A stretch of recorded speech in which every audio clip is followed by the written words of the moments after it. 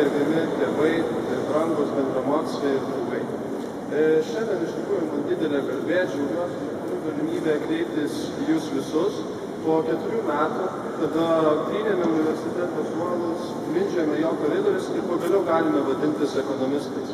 Kai kuriems tai buvo galutinis tikslas, vedęs į priekį visus tos metus, motyvavęs eiti į paskaitas, į egzaminus, sakykime, padėjęs išgyventi dramatiškomis sesijų akimirkomis. Kitiems tai yra tik tam tikras vainikavimas žinių siekimo studijų procesų. Sakykime, paskutinis papuošimas ant žinių ir įgūdžių tvartų, kurį kepėme visus 4 metus. Man vien diplomas tikrai neleidžia atsakyti į klausimą, ar buvo verta, ar studijos ekonomikos fakultete man yra naudingos kaip specialistui, kaip žmogui.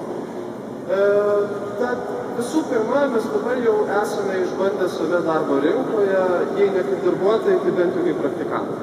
Ta patirtis sudaro sąlygas kalbėti apie įgūdžius, kuriuos čia sukaupame, apie, sakykime, žinias, ar kaip mes esame pasiruošę konkuruoti darbo rinkoje, kaip mes pasiruošę kilti karjeros laiptais.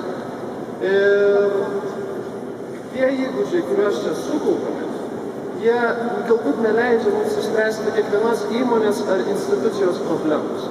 Mes tikrai turėjome išmokti daugą, tačiau ar tai turėtų stebinti? Universitetas nėra amato mokykla.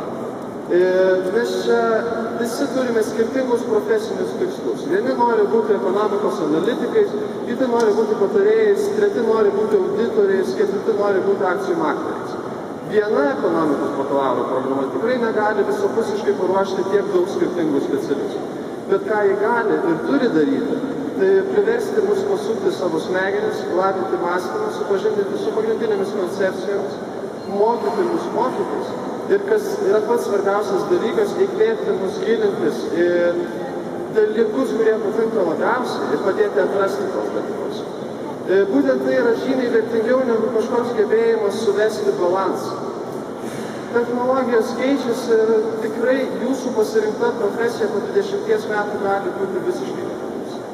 Bet smegenų potencialas, gebėjimas įsisavinti informaciją, žinias išliks. Ar tai ekonomikos fakultetas vysto pakankamai gerai? Taip, kad būtų galima atsilošti kėdėje ir nebesukti dėl to galvos? Turbūt ne.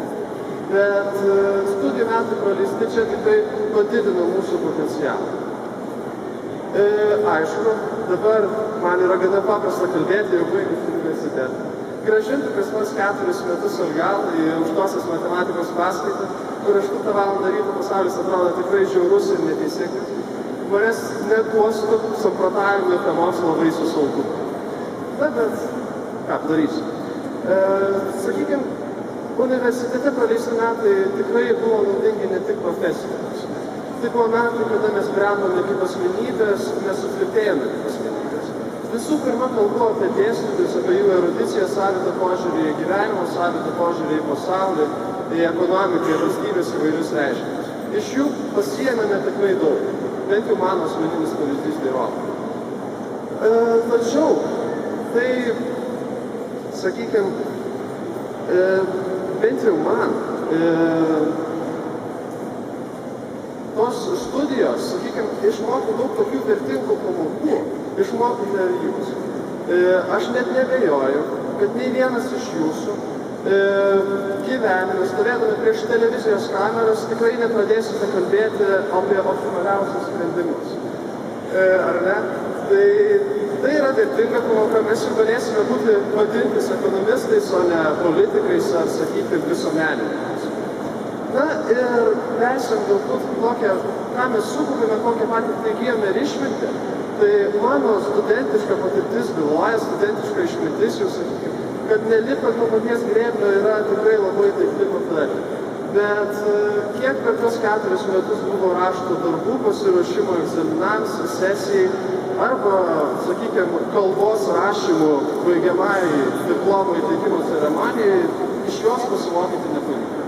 Visada atrodydavo, kad likdavo tikrai labai daug laiko ir tikrai dar galima neskubėti.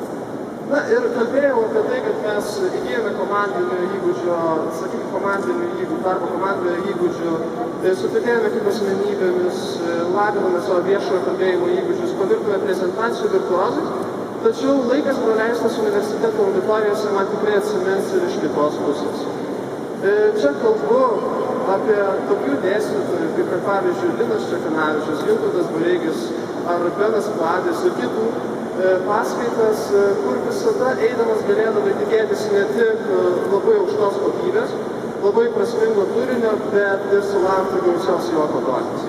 Kai kažkada juokavome su keliais grupiokais ir rengtų humoro vakarą, tikrai pirktume bilietus. Tai čia idėja ateisiu. Baigdamas einant link pabaigos, norėčiau pasakyti, kad universitete iš tikrųjų teko sutikti daugybę nuostabių žmonių. Su dalimi iš jūsų ateityje galbūt būsime kolegos, tikrai liksime su kai kuriais draugais. Visgi didžiosios dalies mūsų profesiniai keliai pasuks šiek tiek į skirtingas pusės.